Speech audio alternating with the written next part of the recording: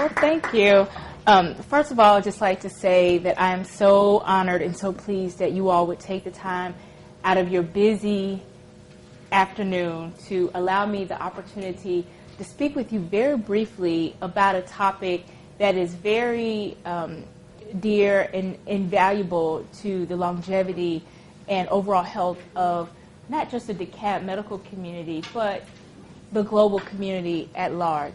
And that topic is breast cancer.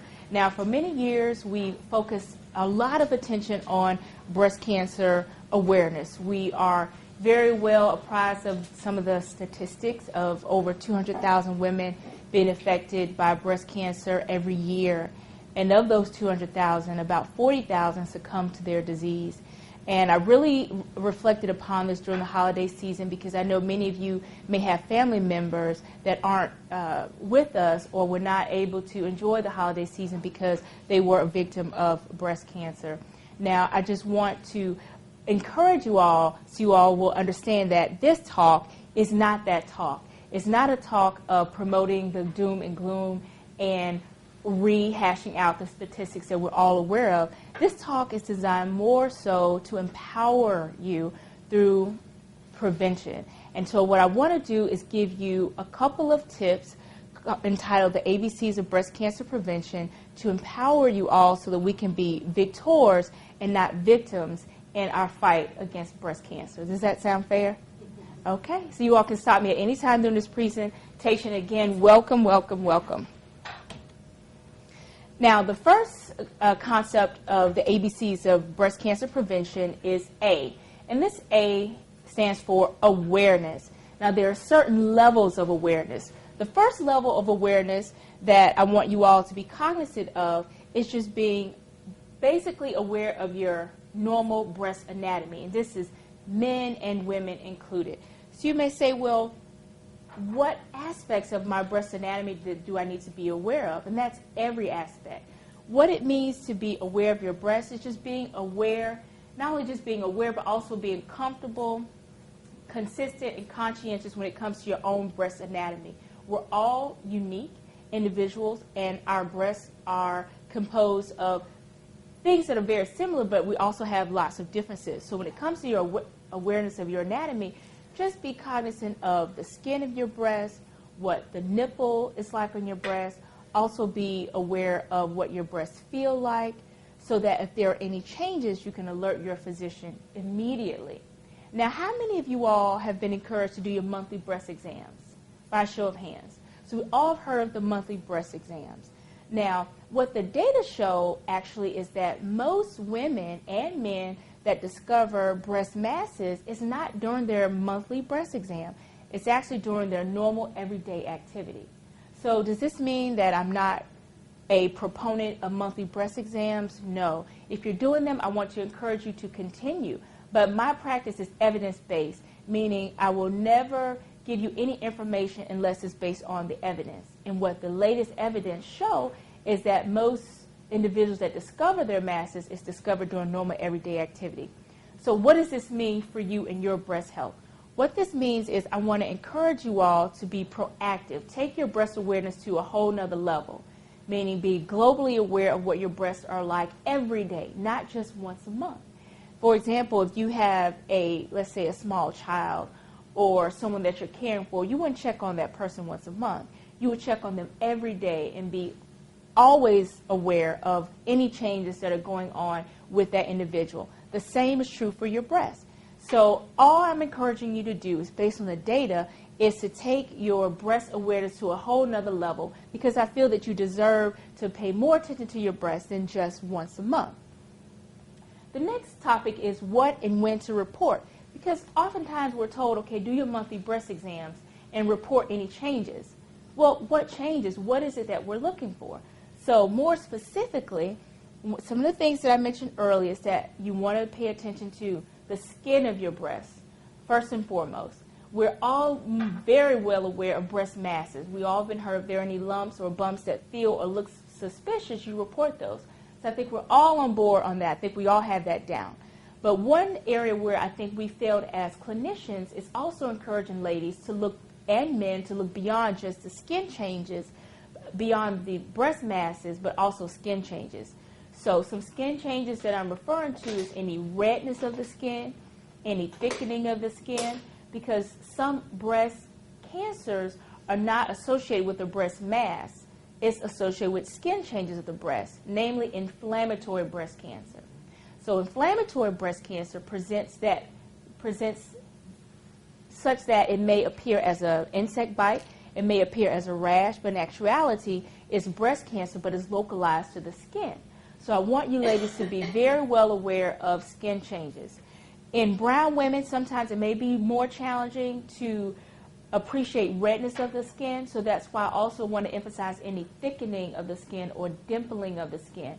And that's where the skin becomes very swollen. It also may be hot or warm to touch. Also, inflammatory cancer is associated with rapid swelling of the breast. So the breast swells rapidly over a short period of time. This can be a couple of days or a couple of weeks. All of these things are changes that you need to alert your physician about immediately. I've talked a lot about skin changes. We're all aware of lumps and bumps of the breast, but I also want to caution you to pay close attention to any changes in the architecture of your nipple, meaning if it's normally inverted or inside, if it becomes more inverted, that's a change you need to let your physician know about.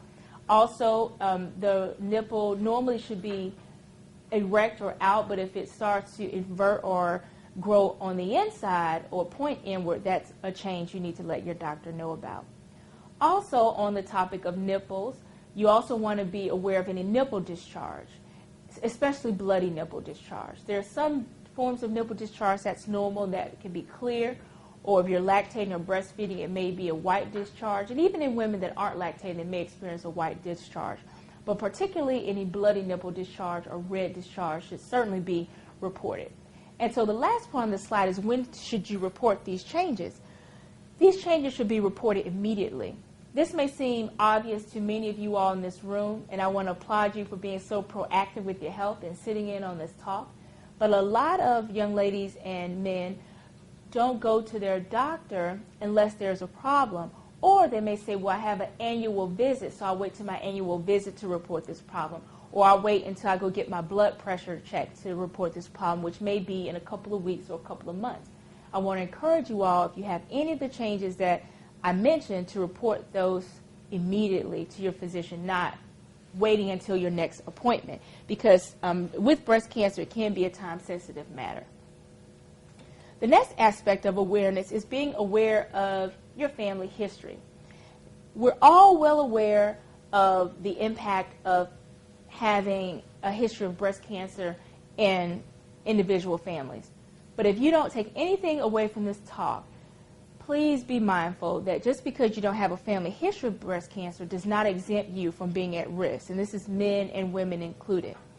The family-associated type of breast cancer is only 10% of breast cancer. So what that means is about 90 to 85% of us are at risk, because the type of breast cancer that runs in families, or the genetic type of breast cancer, is only 10% of the entire breast cancer population. So what that means is that most of us in this room actually are at increased risk. So please be mindful, if you don't take away anything else, that a family history or not having a family history does not exempt you from being proactive regarding your breast health. The next item under risk factors is age. And that's something that we can't control, just like we can't control our family history, we can't control genetics, we can't control our age. And this is just a slide to remind you that as we age or become more mature, our risks increase. So what does that mean for all of us in that room? What that means is, as we become older, each year our risk for breast cancer does increase. So what does that mean for you? What that means is, as you become more experienced, it's very important that we're cognizant of the screening guidelines that are appropriate for our age, because as we age, our risk does increase. Next, you have having a history of certain benign breast diseases also increases your risk. So that's why it's so important, ladies and men, that if you have a history of having a breast biopsy, even if that biopsy was negative, meaning it was benign, so you get a phone call or a letter that says, oh, your biopsy was benign, meaning it was non-cancerous, please don't make the mistake of saying, well, I had a breast mass evaluated and the doctor told me that it was benign. That does not increase your risk. Because there are certain diseases of the breast that, although they're benign, it does increase your risk of breast cancer development later in life by several fold. So what I want to encourage you is ask for the pathology report so that you'll know exactly what type of negative breast lesion you had. Because it's more than just having a benign lesion. What type of benign? It's really important that you all know what type of benign breast lesion you had on your final pathology. So make sure, again, that you be proactive and don't just settle for that phone call or don't just settle for that letter that says everything was negative, your biopsy was benign, we'll see you in a year for your annual mammogram or your annual clinical breast exam. Demand a copy of that pathology report and engage your physician in a conversation regarding the pathology and what that benign finding means for you and your overall health currently, 5 years out, and 10 years from now. All those things are very important. The next slide is in regards to just being aware of other risk factors, many of which you can't control, like hormonal risk factors. Early menarche just means having the start of your periods before age 10. That's an increased risk factor. Also, having late menopause, undergoing menopause after the age of 60 has been associated with increasing your risk for breast cancer. And lastly, the age of first delivery, meaning the age that you had your first child, if it's over the age of 35, that has been associated with increasing your risk for developing breast cancer later. Again, all of which are things that we really don't have a whole lot of control over. Personal history of breast cancer, what this means is for some ladies or men that have had a diagnosis of breast cancer, once your body has shown that it has the ability to develop breast cancer, that means you have an increased risk of developing breast cancer, either a recurrence of the same breast or development of breast cancer on the other breast. Very important is the last point here is that being that our breast cancer risk changes every year, it's very important that you make your physician aware of any changes in not only your own history, let's say a biopsy, whether it's benign or malignant. Make sure you let your primary care physician know of any new breast biopsies. Let them know of any family members that have been recently diagnosed with breast or ovarian cancer, particularly in first-degree relatives. So if you have a mother or a sister, or fortunately a daughter or a son, a father diagnosed with breast cancer, make sure you alert your physician because this does change your risk.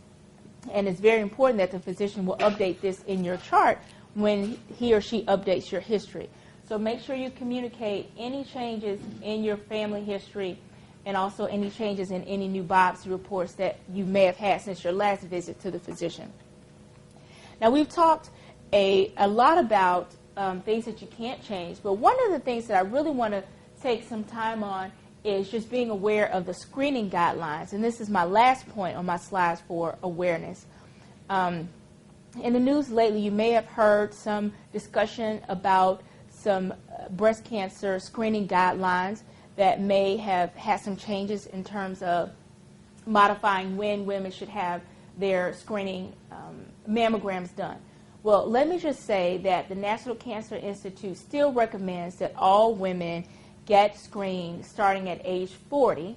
And if you have a first-degree relative that has a history of breast cancer, you usually want to get your screening mammogram about 10 years before their diagnosis. So what that means is if you have a family member that was diagnosed with breast cancer, let's say at age 40, you may want to consider getting your first screening mammogram earlier at age 30.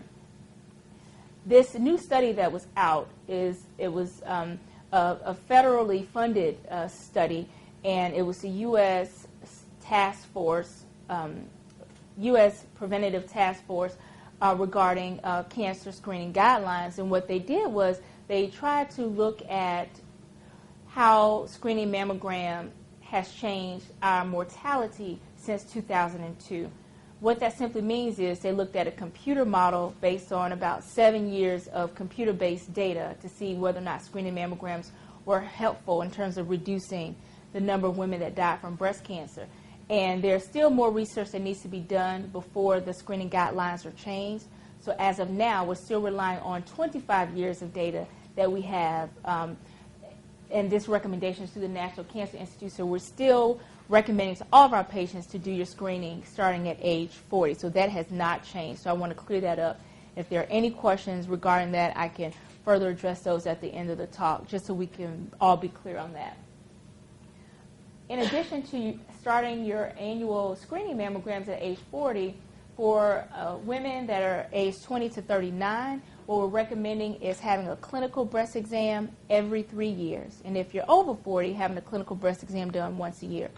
So what a clinical breast exam is, when you have your breast examined by either your primary care doctor, this can be your internal medicine physician, this can be your OBGYN, or it can be your breast surgeon. So as long as you have a physician to examine your breasts and document any changes once a year, then that is a part of the screening component. And of course, as a breast surgeon, I am a proponent of having your clinical breast exam done by a breast surgeon, but that definitely isn't something that is required. Any questions so far before I go on to the B in our ABCs talk, which is behavior?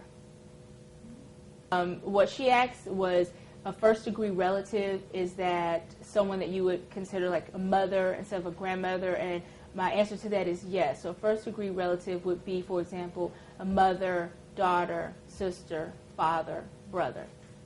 Okay? Sure. Yes. It's important that you just request a copy of your pathology report, just so you can know what type of benign breast lesion you had, and then with that report in hand, you'll talk to your primary care doctor or breast specialist and ask, what does this mean for my overall risk currently and years from now? And does this mean anything for my daughter? Because each diagnosis is different in terms of your individual risk. There's no one size fits all. So that's why it's just vital that you know what that diagnosis is and not just get this blanketed diagnosis of benign. So again, just request a copy of your pathology report and go over it with your doctor, and he or she will be able to advise you as to whether or not your daughter needs to be brought in terms of her increased risk. Did that answer your questions? Okay. Yes. She had a great question, and that is, we've all heard of the term, or maybe some of us haven't, fibrocystic breast condition, a very broad term that's used to describe breasts that are fibrous and cystic. And what that means in layman's terms is that the fibrous component means hard or a very thick tissue, and cystic means a cystic component, which is a fluid-filled sac that's composed of the breast. And I actually do a consultation when my patients come in, and we have an entire talk or consultation just on what fibrocystic condition means and how that translates into increasing your risk. Now, your overall risk, the data doesn't show that it's immediate risk in terms of increasing your likelihood of developing breast cancer. The data just does not pan out. But what we do know is that women that have had multiple biopsies to evaluate this fibrocystic condition, it can be associated with increasing your risk of breast cancer later on. But again, to answer your question, fibrocystic condition within it of itself does not give you an immediate overall increased risk for breast cancer.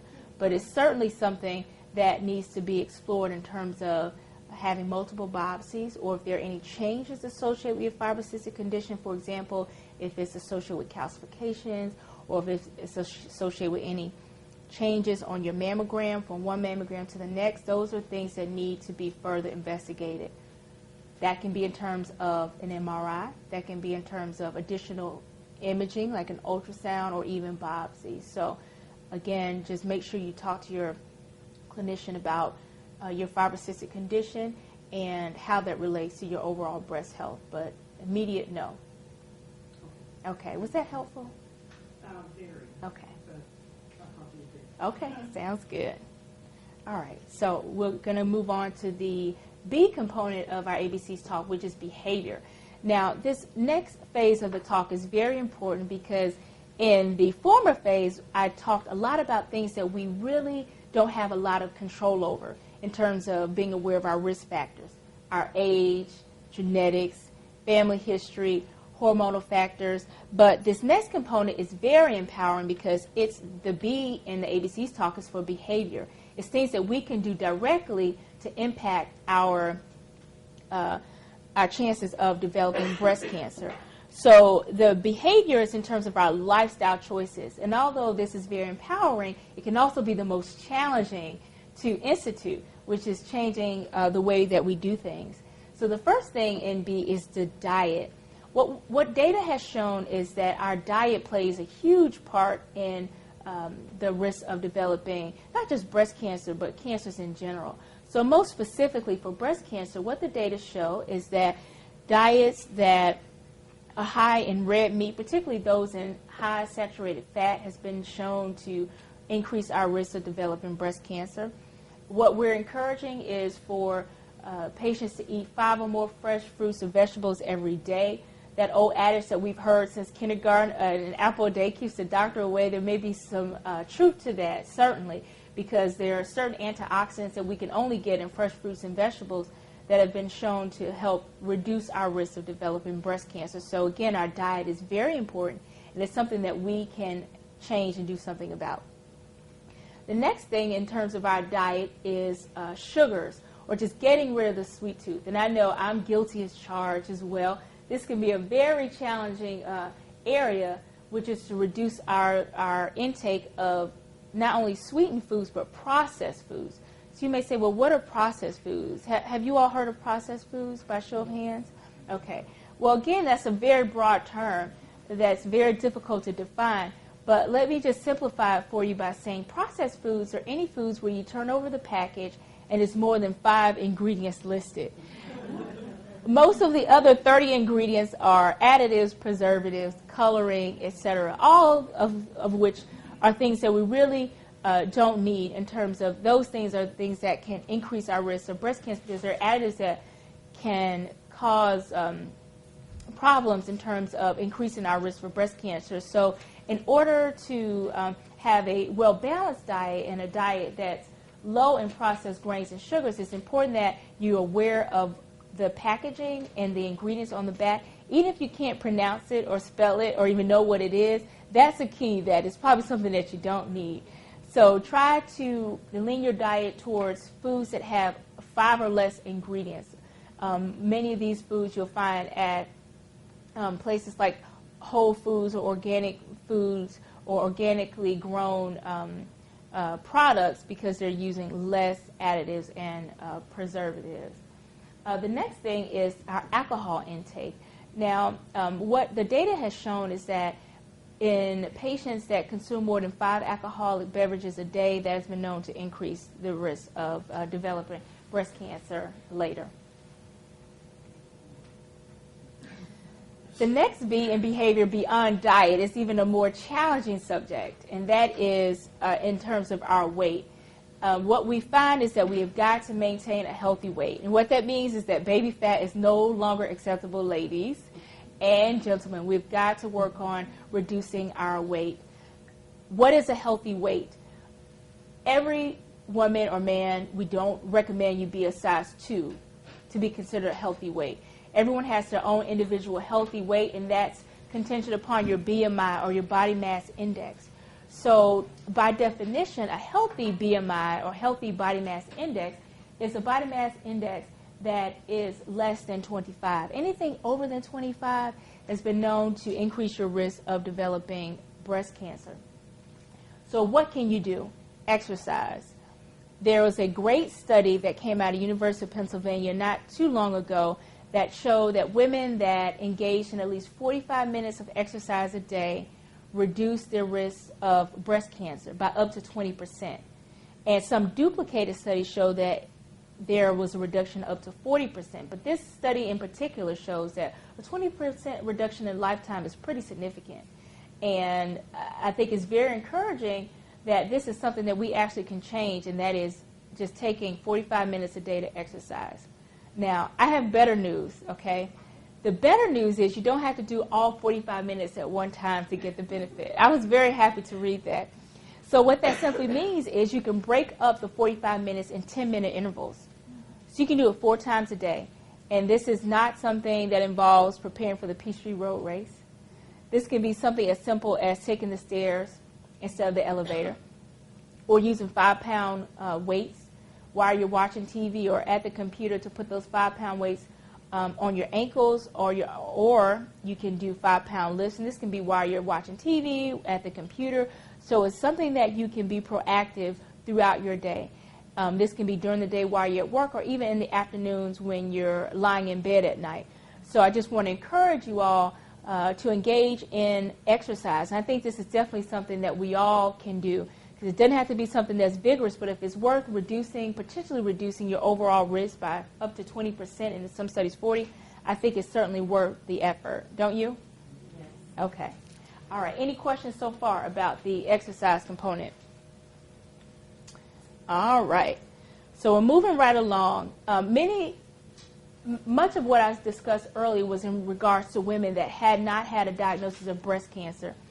What I want to talk in the latter portion of this presentation about is to the ladies and gentlemen that may have had a diagnosis of breast cancer. How can you reduce your risk of developing breast cancer on the other breast, or reduce your risk of recurrence in the breast in which you had breast cancer?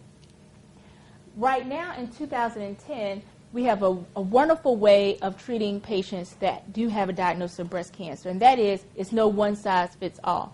So if there's a time to have breast cancer, unfortunately I would say this is the time to have it, in the sense that we have lots of tools to help reduce your risk of recurrence and also help reduce your risk of redeveloping breast cancer on the other breast. The great thing is now we risk stratify patients, and what that means is every particular person in this room has a different level of risk. And so you say, well, what is considered increased risk for breast cancer? By definition, anything over 1.7%, if you have a likelihood of developing breast cancer of 1.7% in 5 years, that's considered an increased risk. So you say, well, how do you calculate it, or how do you determine that? There's a risk calculator that physicians use, and it's on the website that's listed.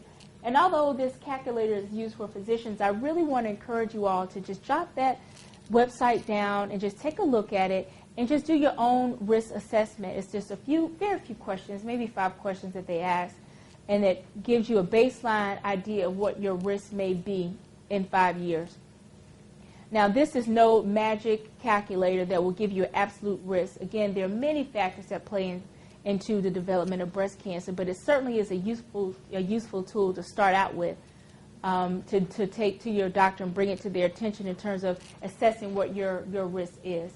And just be mindful, ladies and gentlemen, that we use many things, but I want you all to be aware of what we use so that you can have a very empowering conversation with your physician, because you're well informed that this calculator exists and you can be aware of what your baseline risk is. Now, this calculator is not without limitations. It's not perfect, but it's certainly a place where you can start. There are 2 options that I'm going to talk about very briefly in terms of chemo prevention. I'm not talking about chemotherapy. I'm talking about chemo prevention in terms of a pill that you take every day for 5 years.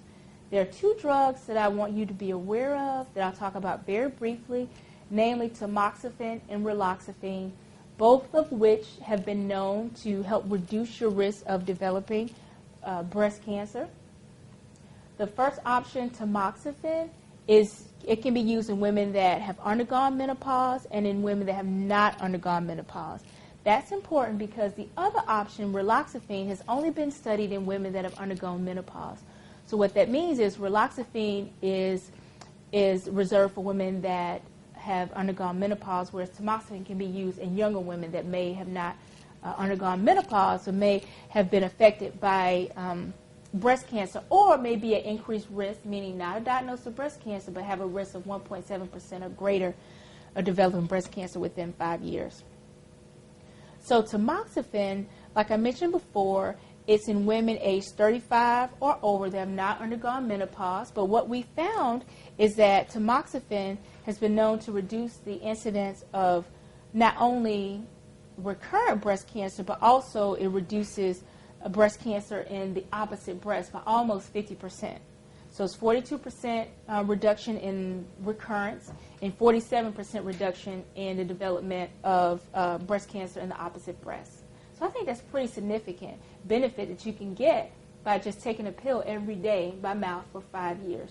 So again, I'm only making mention of this drug so that you can have an informed discussion with your clinician about whether or not this will be a useful medication for you to take. It's just like any other medication, i.e. the medication you may be taking for your diabetes or your high blood pressure. It's just another tool to help reduce your risk of developing breast cancer if you have an increased risk.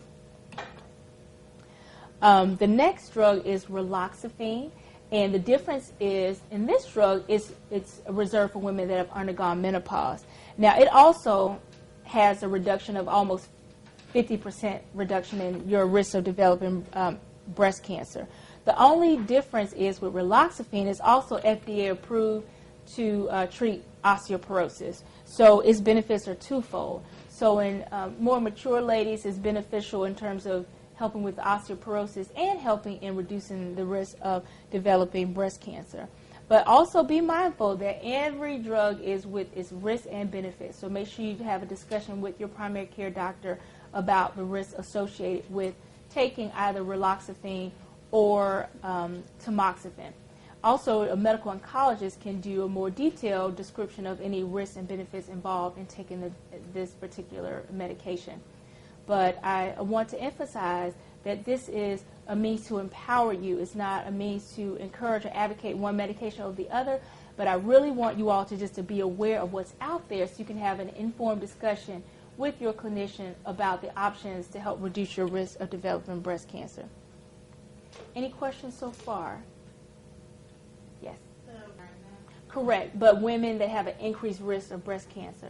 So what that means for you is, let's say you hadn't had a diagnosis of breast cancer, but when you do your risk assessment via the calculator or just a risk assessment with your history and physical, and you find that your risk is increased, meaning a 1.7% chance of developing breast cancer within the next 5 years, then it's definitely a discussion that needs to be had with your primary care doctor, who then can refer you to a medical oncologist to discuss further whether or not this drug will be beneficial. And in some women, it's not beneficial.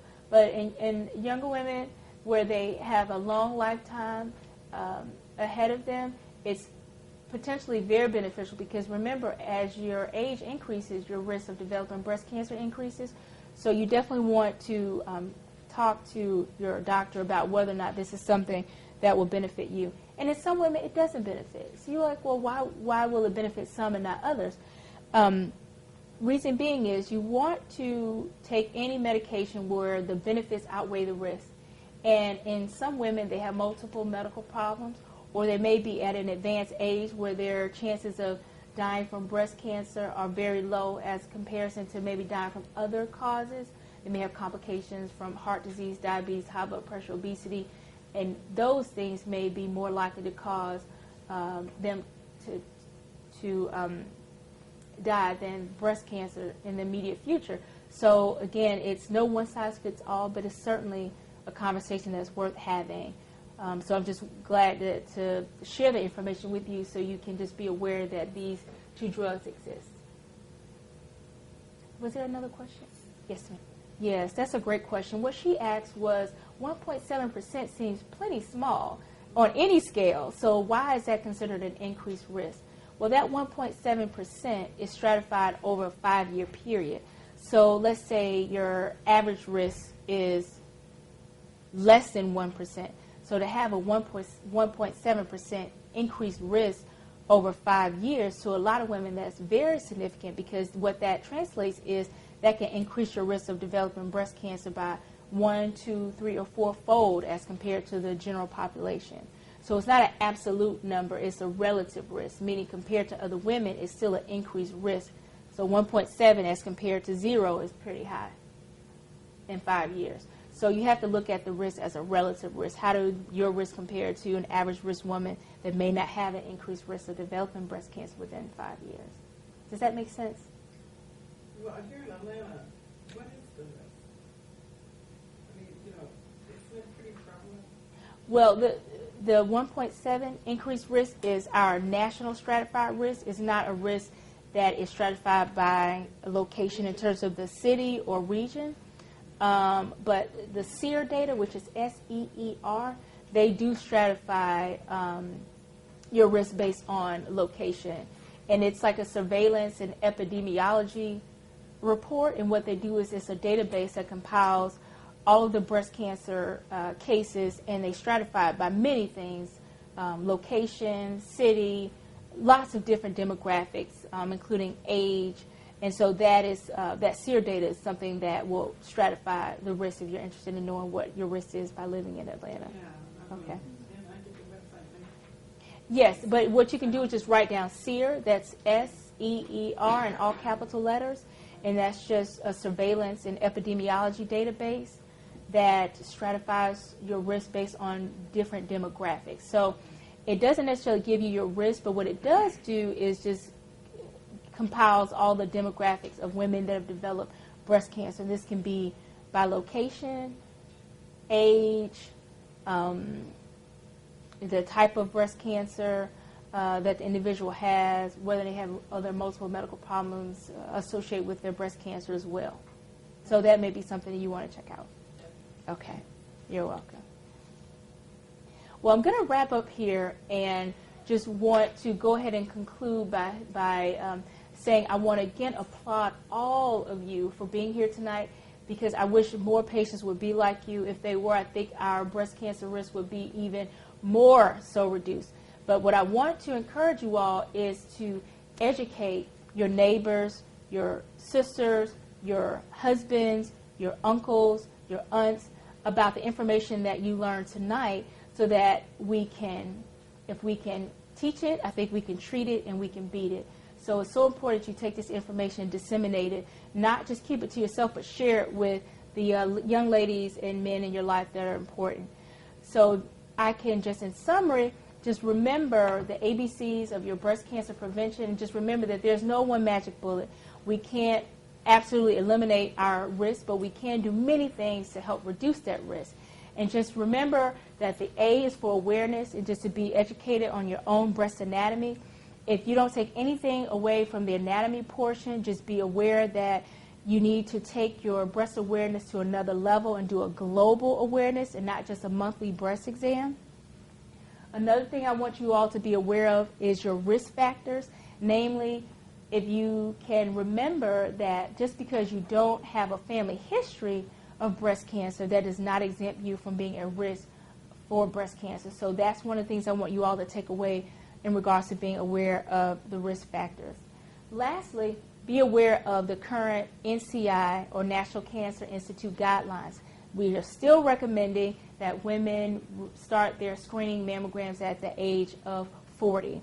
So I know we talked a little bit about the recent reports that suggest otherwise, but more data needs to be collected to change the recommendations. So again, for women age 40 or above, you go ahead and start your screening, your annual screening mammograms and your annual clinical breast exams.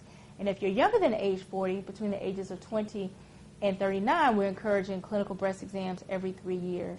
And I encourage all my young ladies and men to just begin your breast awareness early and not starting at age 20, but just having a lifetime global awareness of your breast, starting at the age in which your breasts start to develop. The next is in the aspect of behavior.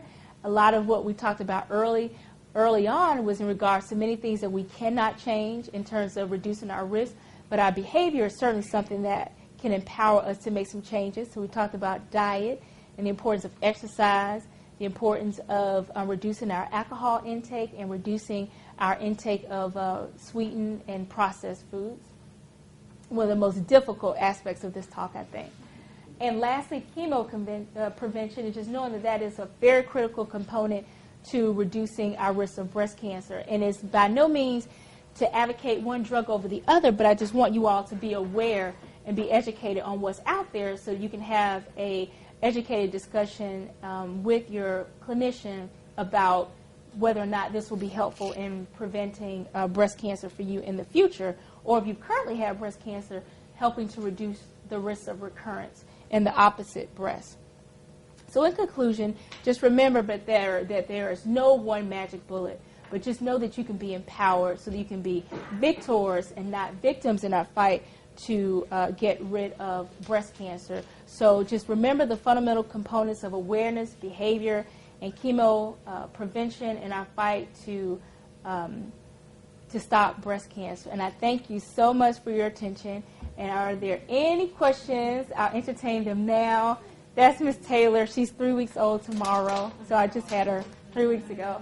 So anyway, she probably would be asleep if she were in this talk. But I do appreciate you all being aware the whole time. So I'll entertain any questions at this time. This young lady in the back? Okay, what she asked, is there a link between the consumption of caffeine and breast cancer? What the data show, and again, we always give you information based on the data, it does not currently show that there is a link between the consumption of caffeine and the development of breast cancer. But what we do know is that caffeine can make some fibrocystic condition worse, meaning it can make breast pain worse if you currently have breast pain. It is known to aggravate that condition.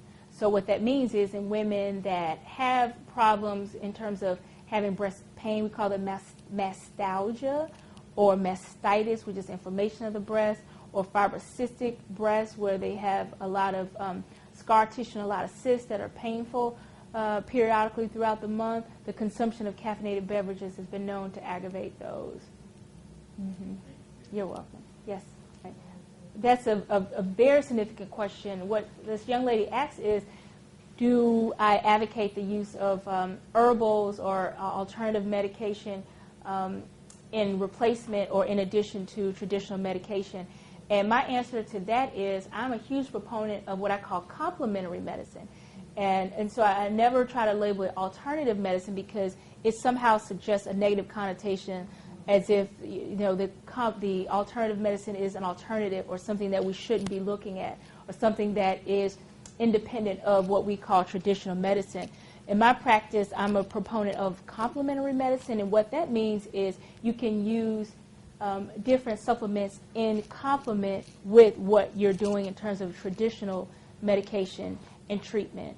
They were a huge proponent of this at MD Anderson Cancer Center, where I did my breast oncology training, and that is, we never made a patient feel like if they chose to do a different treatment regimen that wasn't considered traditional Western medicine, we never labeled it alternative but complementary. So we tried to work with the patient and integrate the herbs into what we were doing currently in terms of traditional medication. So hopefully that answers your question in terms of just doing things in complement, doing things together, so that you don't have to do one thing independent of the other. You can do them both.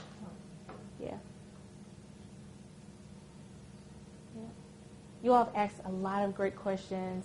I definitely appreciate your time and your attention this busy afternoon. So many things you could be doing right now, so I definitely appreciate you all stopping by and allowing me to take a moment of your time. So again, I want you all to give yourselves a hand clap for just being here. I'm so proud of you. Thanks again.